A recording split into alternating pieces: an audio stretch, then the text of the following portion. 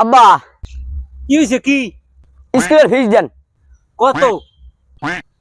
স্কুলে পাইবে 150 আর বইয়ের দোকান পাইবে 350।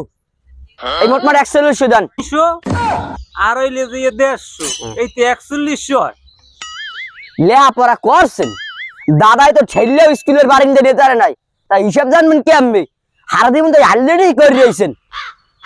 এ বেটা ও কও কি?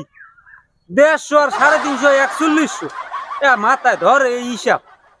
আপনি তো গঙ্গা মানুষ, আপনি খাতা কলম ছাড়া হিসেব বুঝবেন না। আর নামার লাগান আমি হিসেব বুঝাই দিই। একটু বুঝ।